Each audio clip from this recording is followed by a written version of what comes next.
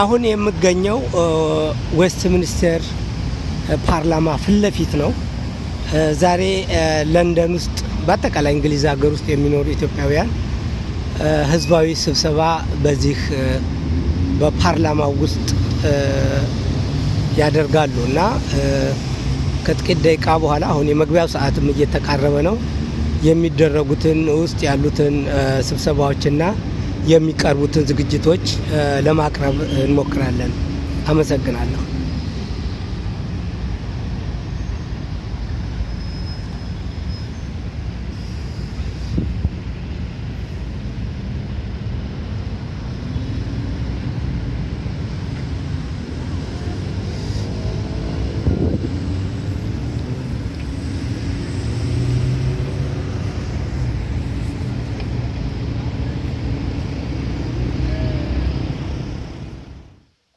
That between 1991 and 2012, the Ethiopian government received $40 billion in official development assistance alone, or in abbreviation ODA. ODA has risen to $4 billion a year since 2014 in dollars.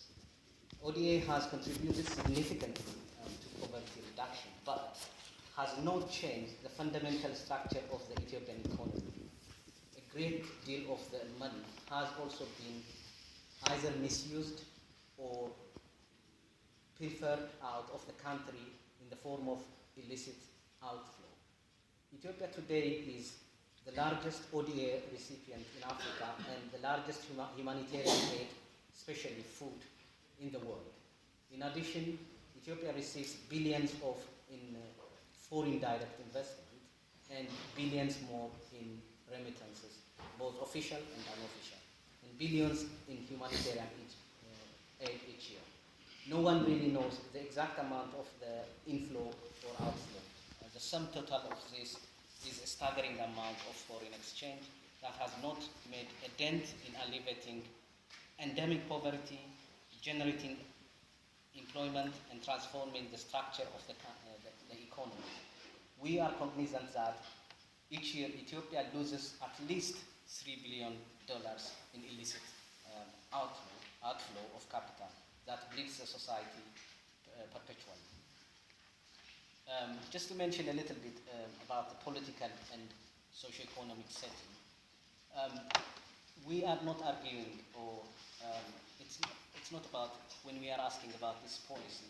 The critical policy question we pose is not that aid should not be given to the Ethiopian people. Our argument is that the Tigray People's Liberation Front, which is TPLF, and its ethnic elite coalition, the Ethiopian People's Democratic Front, or EPRDF, that has been in power for the past 24 years and intends to prolong its rule by any means necessary, has actually squandered national resources without substantial improvements in the structure of the economy and advancement of welfare for the vast majority. The TPLF core group and the allies it has created is a rent-seeking club that enriched itself shamelessly while marginalizing the Ethiopian people. By all measurements, it is discriminatory, exclusionary, and disempowerment. Pumping more money into a bankrupt and corrupt system is not a solution. The TPLF is not trusted by the vast majority of the population. Therefore, it cannot possibly be a responsible custodian of Ethiopian national resources. As its manifesto in 1976 shows, the TPLF was determined to use political power and divert Ethiopia's resources, enrich a few TPLF members and allies, and build a regional economy in the Tigray region in disproportion to the rest of the country without necessarily changing the lives of the majority of Tigrayans. On the other hand, this massive diversion that created instant millionaires while leaving millions in abject poverty has created unjustified animosity and ill will towards Tigrayans. The TPLF core leadership is not only unfair, unjust and corrupt. It's also patently exclusionary and discriminatory.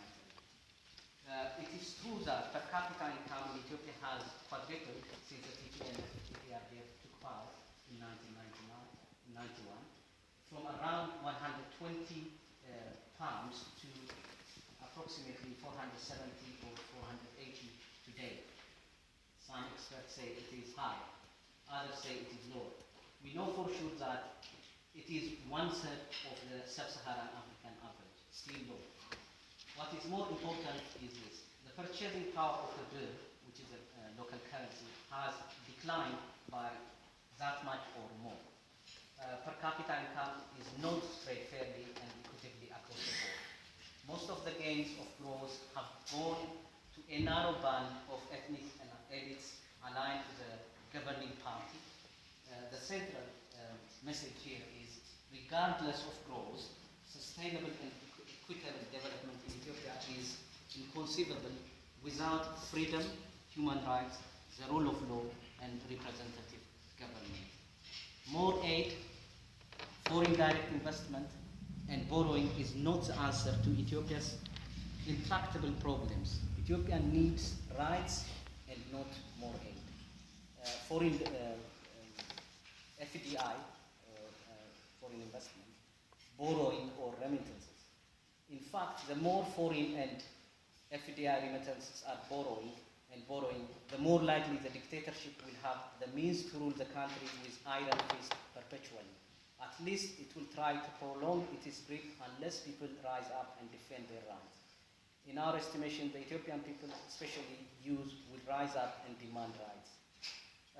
Similar to other patriotic and democratic-leaning Ethiopian organizations, we embrace the fundamental principles that sustainable and equitable development is essential in tackling the country's intractable poverty and in paving the way for broad-based prosperity for the country's population, which is now between 104 million and 150 million. In any case, exceeds 100 million. Size is not a problem. We genuinely believe the country and its hardworking people possess the requisite natural and human endowments to make poverty history and achieve prosperity. What prevents Ethiopians from overcoming debilitating poverty is not nature or people or lack of resources. It is an imposition of suffocating governance and a development architecture premised on a zero-sum game model of rent-seeking. Under the system of the political winners takes all, the desire and hope of democratic and accountable government that comes from the opening up of political and social space has proven illusory. In turn, this affects equitable access to opportunities and fair distribution of the benefits of growth. Under the current system, gains from investments accrue to those in power and to their allies. The TPLF and the ethnic coalition, the APPG government, its dominance follows a fundamentally flawed and socially corrosive and dangerous model of zero-sum growth that has failed in terms of its social value. Simply put, political strangulation has resulted in the strangulation of the development process. So in terms of our vision, it is opposite of TPLF, EPRDF. Ours is the formation of an Ethiopian society that overcomes unbearable poverty, creates prosperity for the vast majority, and ensures political, press, religious, and social freedom and genuine equality under the law.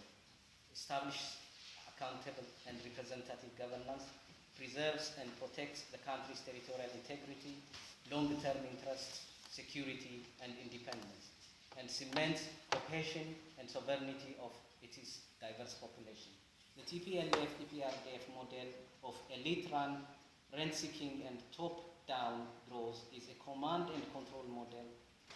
By all measurements, it is against all-inclusive development and the eradication of poverty. The ruling party keeps the rural population poor and under wraps for a good reason. It is easier to control and manipulate. We are pro-poor pro-growth and inclusive development in which Ethiopians enjoy ownership of real property, including land. Nothing will please us more than to see the Ethiopian poor and the country's youth become proud of their country and government and self-sufficient and secure in their lives. Unfortunately, this won't occur without the rule of law that ensures human rights, popular participation, empowerment, and democratic institutions. As Human Rights Watch put it rightly, sustainable and inclusive development is possible only where human rights of all individuals, particularly young women and girls, are respected, protected, promoted, and fulfilled. For inclusive growth to take roots, the political and social environment must be favorable and empowering. This is not the case in Ethiopia today. The current model of development is not only undemocratic and unjust, it is suffocating. It is producing the opposite effects: ethnic and religious polarization, social friction, unrest, jealousy and rivalry, greed, plunder, exclusion, and instability. It is tragic to us that a country of 100 million people and the only continuously independent country in Africa is unable to produce a political culture in which stakeholders are able to learn from one another and debate important policies and programs that will advance the interests of the country and the welfare of its people. The TPLF EPDRF's draconian anti-terrorism and charities and societies proclamation of 2009 decimated independent civil society and press and unrestricted political space that will allow competitive elections.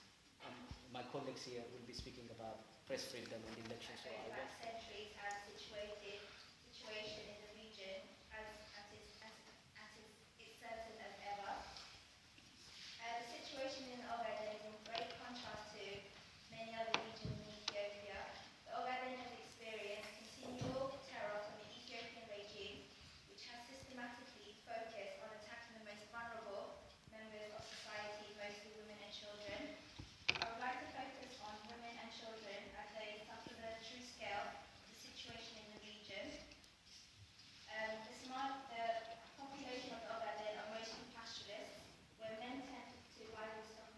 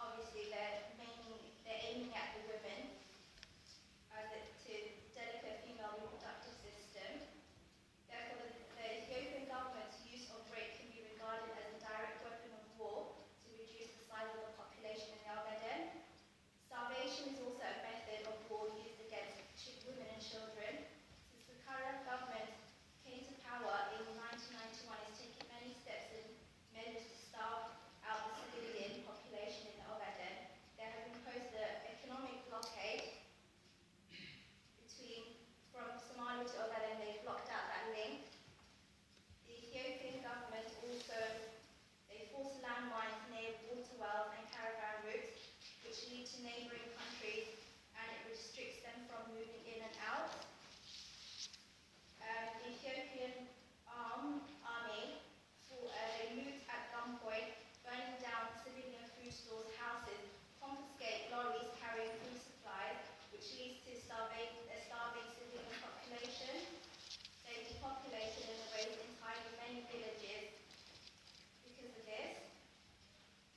A recent clarification by the Department for International Development regarding the 8 Kingdom Somali region in Ethiopia. The 1974 revolution transformed what was almost a medieval type of empire into a highly centralized dictatorship of the proletariat, while the 1991 transition led to the bizarre combination of federalism with constitutional authoritarianism. There is one thing that didn't change in the course of the last 40 years. The one thing that remained constant, despite the changes and transitions of the governing ideologies, it is the state of human rights and democratization. So when the current government assumed state power, we were promised a clean break with the past and a new beginning towards a free and democratic society. The transitional charter that was adopted in 1991 proclaimed, I quote, a new chapter in Ethiopian history in which freedom, equal rights, and self-determination of all the peoples shall be the governing principles of political, economic, and social life in the courts. And within 3 years' time, that's on 8 December 1994, a new constitution spoke of a political community founded on the rule of law and capable of ensuring a lasting democratic peace. And it codified an extensive list of individual and group rights. So human rights, the rule of law, and democratic governance were proclaimed as the central, constitutive, and regulative principles of the new Ethiopia. Not only this, the constitution even went further, and it gave nations, nationalities, the rights not only of self-determination, but also the right to secession. Remarkable rights. And by any standard, this is a radically democratic constitution, and it is centrally an unprecedented one in Ethiopian history. But what is so perplexing and agonizing about this is that Ethiopia has become such a consolidated authoritarian state, not in spite of the constitution, but because of it. Ethiopia remained fiercely authoritarian, an omnipotent police state in which constitutions and institutions do nothing to limit state power. And this constitution was never intended as a limit on the government's power from the beginning, but as an instrument to be used by the state as it fits. So far from ensuring a democratic union in which individuals and groups live in freedom and equality, the constitution is the very instrument used to justify, conceal, and normalize the oppressive and violent nature of the system. Instead of ensuring the reign of equality and justice, the constitution becomes the very instrument used to secure and sustain the existing relationship of inequality and domination. While previous regimes almost exclusively relied on naked violence, on physical violence, often staging a meticulous public spectacle of terror in terms of preserving and consolidating power, the current regime draws on strategies and tactics that mobilize institutions of law and justice to achieve more or less similar results. The point is not that violence is not used in the same way. Violence is used, but violence is not the government's first line of defense. So if you look at the proliferation of show trials in the last 1 decade, systematic crackdown against opposition groups, the war on the media, the assault on civil society organizations, and the strategic mobilization of the legal system against political adversaries, all these are part and parcel of the government's strategy of consolidating an authoritarian power. The 2009 anti-terrorism proclamation is one of the most draconian pieces of legislation that severely restricted freedom of expression, assembly, and association. By providing police and the national intelligence security services free rein, a carte blanche, to do as they please without regard to due process rights, it effectively put the government above the law. And of course, the war on terror provides the Ethiopian government with a convenient weapon with which it lures both the West and Ethiopians into its repressive traps.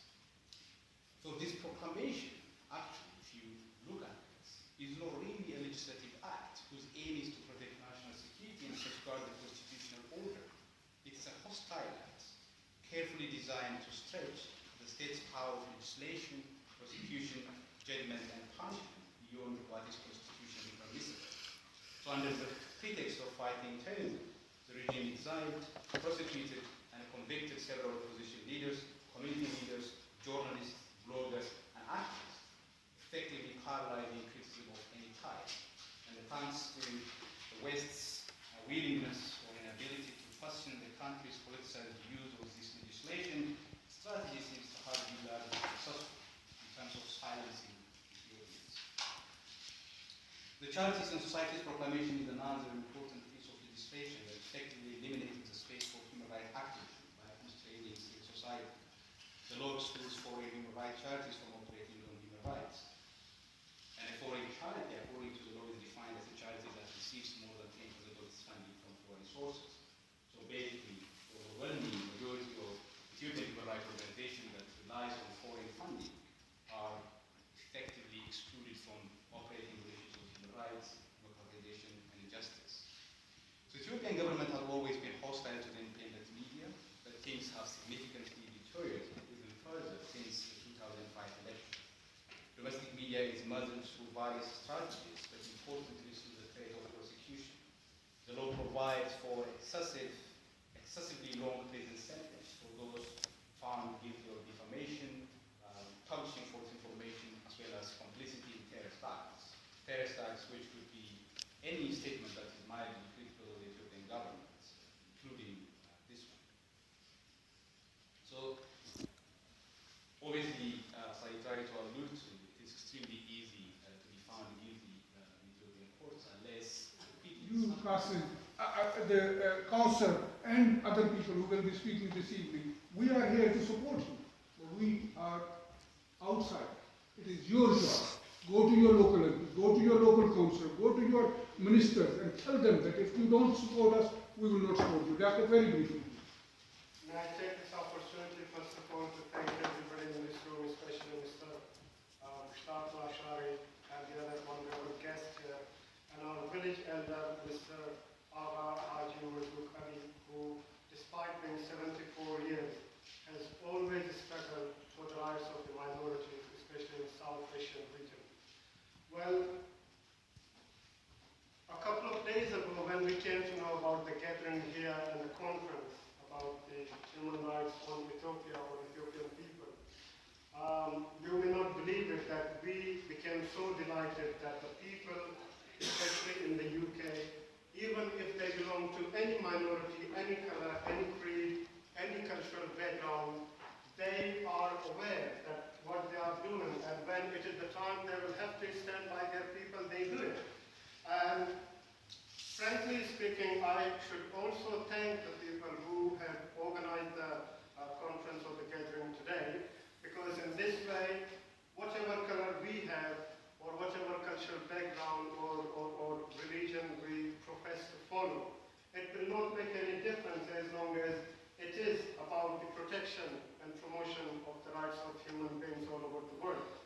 This is what we have been doing, and we have been struggling in the UK to raise voice, to stand by the minorities, especially in South Asian countries like Pakistan, Afghanistan, and Iran, or even you can say some other countries like Sri Lanka.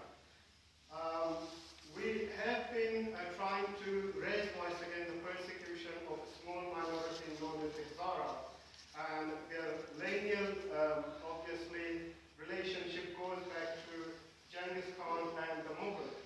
But apart from that, we have been very vocal on the rights of the other minorities as well, like Christians, Hindus, Sikhs, and any other minority living in Pakistan, in Afghanistan, and anywhere else. So through this platform, very shortly, I'd like to invite everybody, because we are in the process of holding a conference in a couple of weeks' time, on the spread of extremism, terrorism, religious hatred, intolerance in a large part of the world. And today we can see the real threat which is posed by ISIS. I mean, the spread of ISIS is not, you are all aware, I don't want to go into detail, is not limited to some countries like Iraq or Syria. This has unfortunately spread to as far as Pakistan, and they are trying to gain their footing in Afghanistan as well.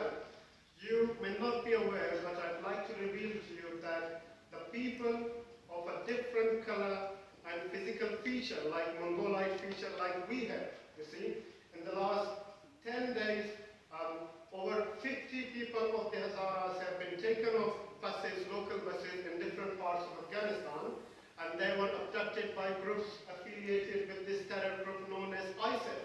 So we should get together and raise a strong voice and try lobbying, obviously, as Mr. Mushtaq Lasharie mentioned, to our MPs and convincing them in the way that the UK should reform its foreign policy towards protection of minorities and link its foreign aid to these countries to the protection of these people. This is very important. Everybody should obviously raise voice and everybody should get together. Thank you very much for.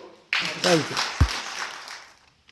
Divided the Ethiopian political map into 9 regions, of which Oromia is one and Addis Ababa is the other. So I involve the federal government, the relationship between the triangular relationship between Addis Ababa local government, Oromia national regional state, and the city of Addis Ababa. So what is Addis Ababa Integrated Master Plan? Addis Ababa Integrated Master Plan, by the definition of the government in power, is, I quote, to bring urban services to remote areas. It means areas which are neighboring Addis Ababa city. But constitutionally, this plan is given another definition because it doesn't conform the constitution, the same regime as written itself. So the existing constitution recognizes Addis Ababa's location within the national regional state of Oromia, and in its Article 49 /5 or sub-Article 5, special interests of the state of Oromia and Oromo people will be defended within the city of Addis Ababa. So when you view the plan from the constitution's perspective, even from the side of the constitution, the same constitution the regime has written, it is not deemed legal.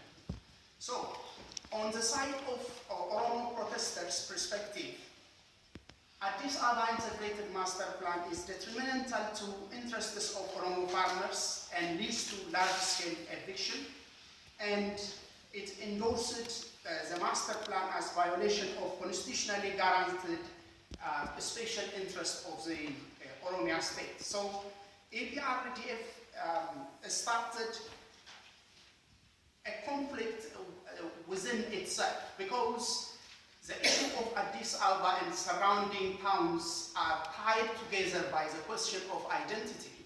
So the party, which is a member of ruling APRDF, was ridden by division. So the conflict to fight Addis Ababa master plan started within APRDF itself. So in practice, Addis Ababa Integrated Master Plan conceived attempt to modify the territory of Oromia unilaterally.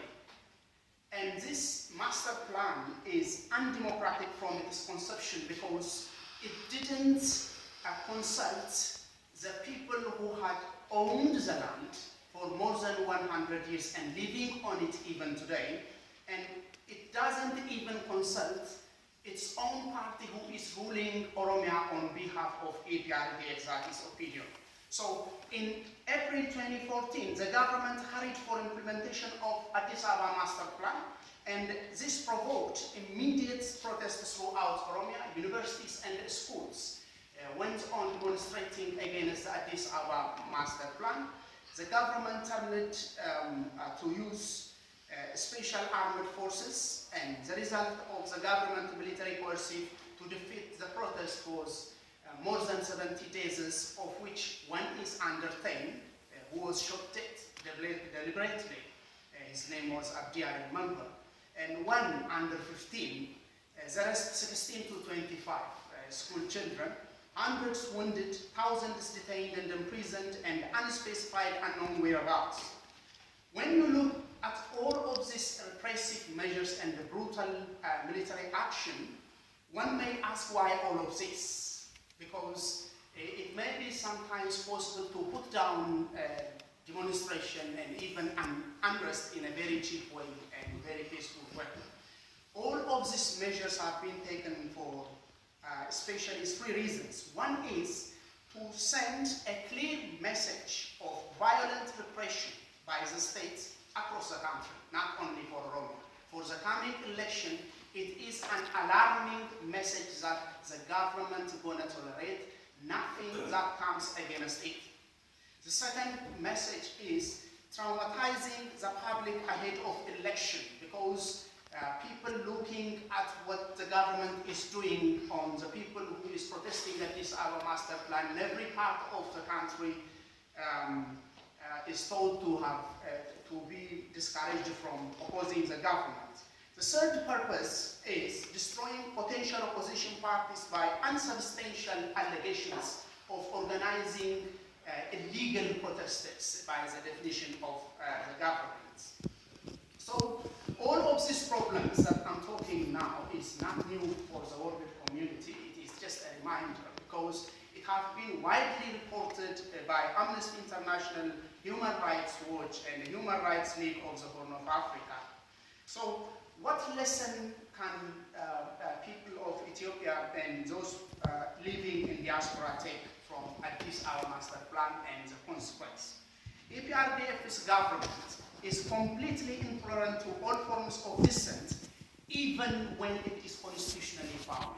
What I'm talking now is not something that was asked outside the Constitution, but on the basis of the Constitution, the same government in power has written, and the people had asked their rights and killed in more than 70 and detained more than 1,000. In this condition, because the government hates the world community that it has an independent judicial organ, one may ask what the judiciary is doing. In post-2005 election in particular, there is a special structure developed to control judiciary in Ethiopia. This is what they call evaluation among judges, police, and prosecutors. Every judge will sit for an evaluation with a police member and a prosecutor behind the stage regularly. And this is going on up to this moment. This kind of evaluation is chaired by respective administrators, be it at world level, zonal level, or regional level, or at national level. It is chaired by politicians themselves, not the judiciary. What happened to the Oromo protesters of the master plan, those who appealed to the court, is very clear in the eyes of the control of the judiciary by the government. More than 90% of the detainees remained in detention, and those who were killed remained without any justice. Hijack of election votes in the name of capacity building is another phase of what I am talking right now. Because what the government is doing, especially after 2005 election, is creating states throughout the country, especially in rural areas, what they call 5-in-1. Every household head or every family head will be brought into a cell which will be led by one of them. They call it 1-in-5 cell, and this will be led by one peasant family head who will be given significant incentive from the donation aids that the Ethiopian government takes. What they do is they load the peasantry with a mind of enmity among peoples and among competing groups in the name of the training. They give incentive to the leaders of 5-in-1 cells. And the government terrorizes the peasants themselves by issues surrounding fertilizer, because no one is getting fertilizer when you are out of 5-in-1.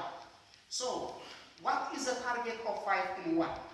Using 5-in-1 in many parts of Oromia and the rest of the country is to make them chained together and go into the poll station during the day of the vote, and no one is allowed to vote for any party outside APPG. So when we listen to national media and different medias within Ethiopia, it seems that there is a free space for election, but the result of 2015 election, I say boldly, is already decided. APPG is again the winner because every family members were tied together, they were chained together in what is known as 5 in 1, and they are going to vote for APPG without any willingness. Where is the fund coming from all of this? Giving incentive for the leaders, funding the training, it is coming from aid money. No way. So my conclusion is, very briefly, my conclusion is, the Oromo and all of Ethiopian peoples have been traumatized ahead of elections, and 2015 election results as causes for further human rights violation can be stated in a very brief statement. 2015 upcoming election, the result of which is already known, is not going to be declared the day when the election is over. It is told informally in village that APPG has won the election. So, is the National Electoral Board neutral? Everybody knows this. Is there any clear boundary between APPG, the army, and the government?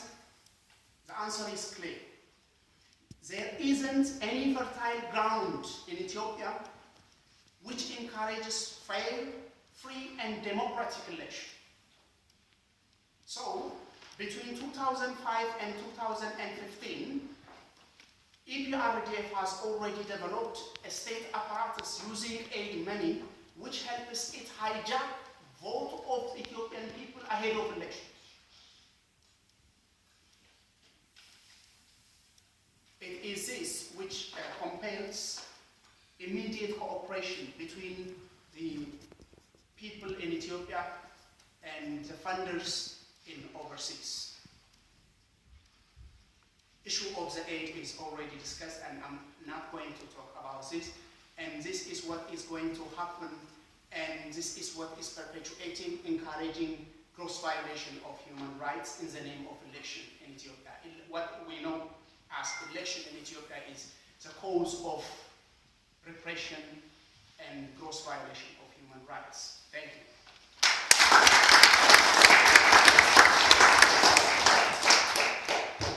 You meant that thank you, a British citizen was kidnapped in Yemen and then taken to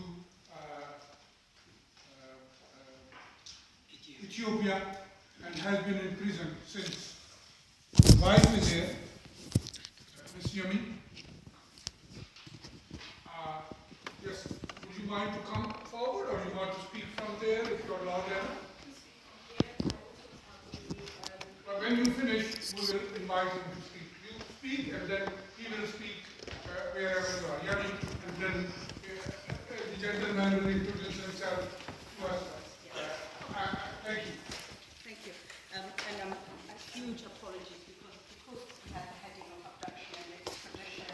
That's why I decided to mention them. So apologies for my burst. No problem. Bursting out. Basically, Andargachew was traveling, just to give you some background for the ones that don't know. He was traveling from Dubai to Eritrea, and he never made it to his final destination. And he was actually abducted while in transit for 2 hours in Sana airport in Yemen. We did not know where he was for about 7 days. We were lobbying in the Yemeni embassy here. The FCO was also asking the Yemeni government where he was, because it was confirmed that he actually had made it into the airport but never made it to his connecting flight. So once after 7 days, the ambassador came into the Foreign Office, and that's when he confirmed that he had been transferred to Ethiopia that same day with absolutely no legal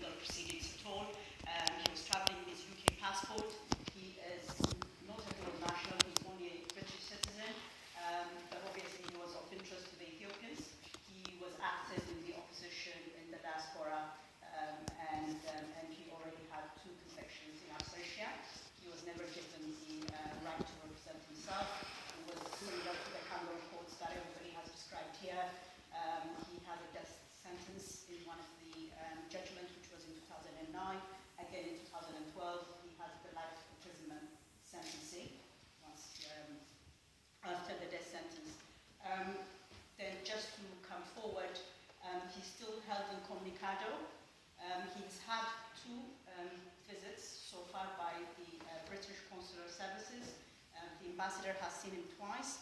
Both times he was brought to a meeting point. So we have absolutely no idea where he's been detained. We do not know in what condition he's been detained. The only thing that we know from his description to the ambassador, in which in both meetings there were Ethiopian securities present, so it wasn't in private, the meeting, so you can understand, you can appreciate how difficult it would have been for him, to be very honest. But I think he said the lights was on all the time, and I think that's pretty much what we know of the condition. The sad part is, I mean, the Ethiopians have been very, very difficult in terms of giving consular access, but we believe part of the problem is the UK is not pushing argument. They are not very clear in the message that they are giving the Ethiopians.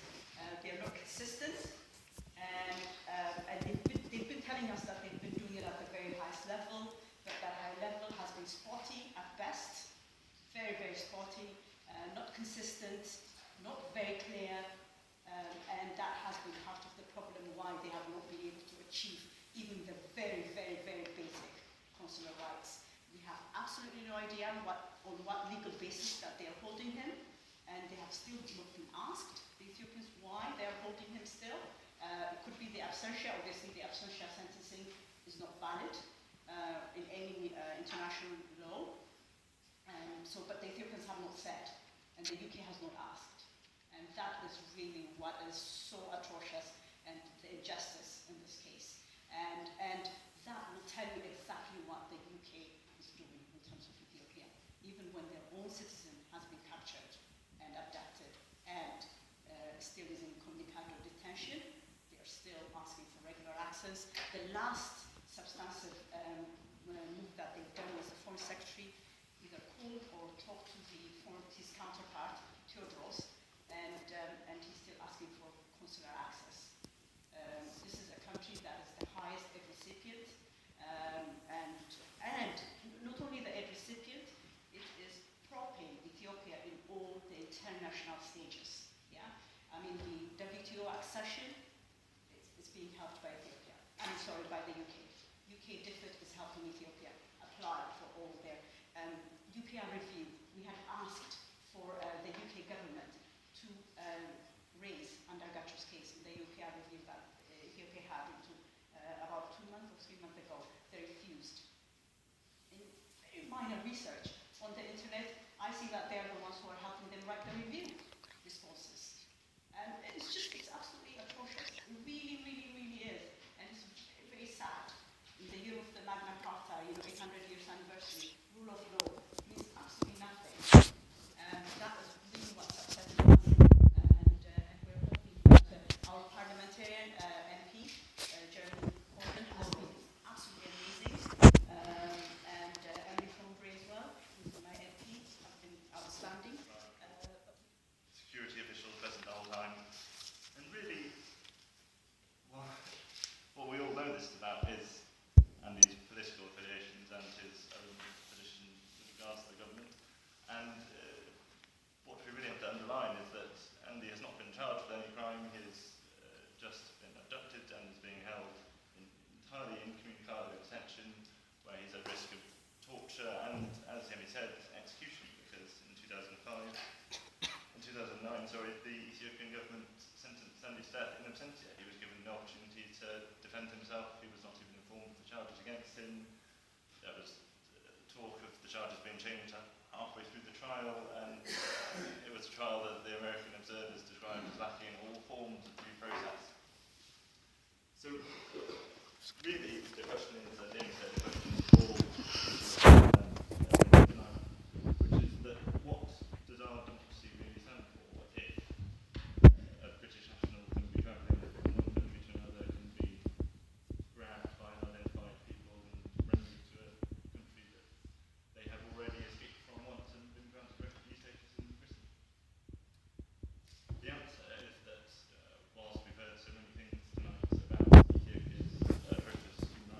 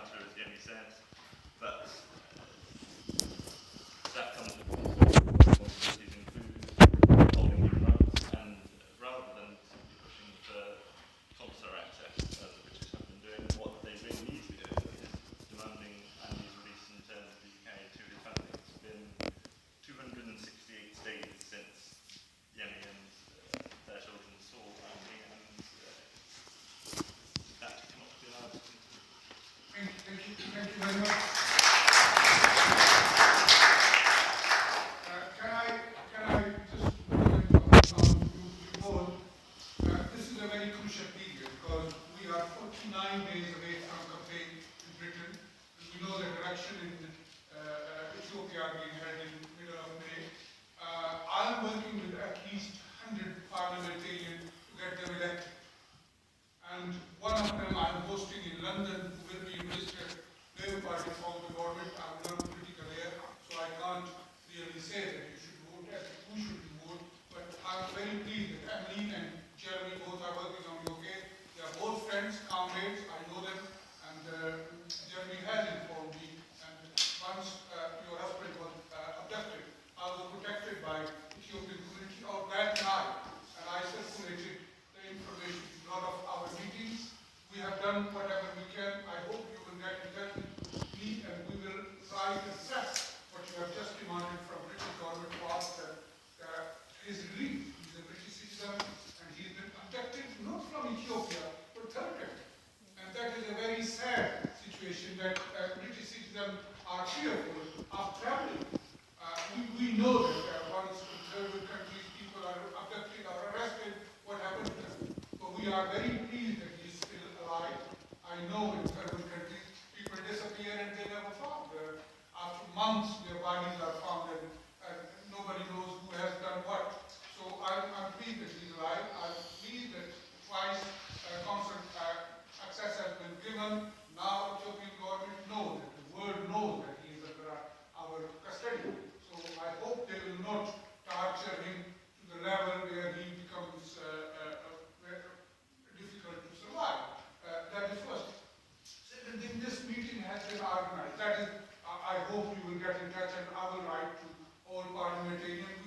We have met ministers, and they have raised other human rights issues with the Ethiopian government. I remember when Kefale, myself, and people went to Parliament, and next day the minister flew to Ethiopia and he gave a statement and issued a press release on human rights violations. So we will try our best. We will meet them. We will ask questions from the Foreign Secretary as soon as the new government comes. Because as you know, after 10 days this Parliament will be dissolved and we will be in the campaign. But during this period, every Ethiopian should go.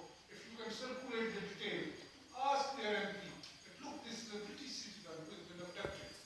And you should raise this as soon as you become MP of this country. And I will raise it with many. This meeting, now I want to conclude and give it to Saundra, and then it is open to everybody to speak. But I hope you will be brief because all points have been made. We will meet again in June, July to discuss other issues of human rights and election. Because then we will know the result not only in Britain but in Ethiopia as well. Ethiopia is already predetermined. We don't know in this country who will be in the government on 8th of May. I hope it is my party which is more close to the human rights and international, our pressure rather, our campaigns, because this government is not very respectful of human rights in the country. It's unfortunate, but we should be. This meeting was organized by Costa Club, and there are quite a few members of Costa Club. It is a small group which meets in a Costa Coffee in Houston, and that was the incentive. They asked me to organize this meeting, and I've done it in a hurry because we didn't have much time. But I can assure you, there was a meeting on 16th. Some of you came. I can get a lot of parliamentarians in a meeting, but it becomes difficult. Once the parliamentarians are there, they don't listen to your long speeches. They try to only focus on very briefly on what they want to hear. So in future, when we are organizing these meetings, we will bring in parliamentarians. You ask them questions and comment, but briefly. Can I hand over to Saundra Satterlee, who is the co-founder of Trevor Trueman and chair of the executive committee, is a journalist. She lived, if you don't know, at the age of 17 in Ethiopia for 1 year. So she might be able to speak some words of your language, and she knows your cultures. I hope you will cooperate with her, and I wish you good luck. I have another meeting which started at 7 o'clock. I was aiming to leave before 7, but I thought to conclude the meeting and then go. Thank you very much for listening, and I hand over to Saundra and then comments and questions.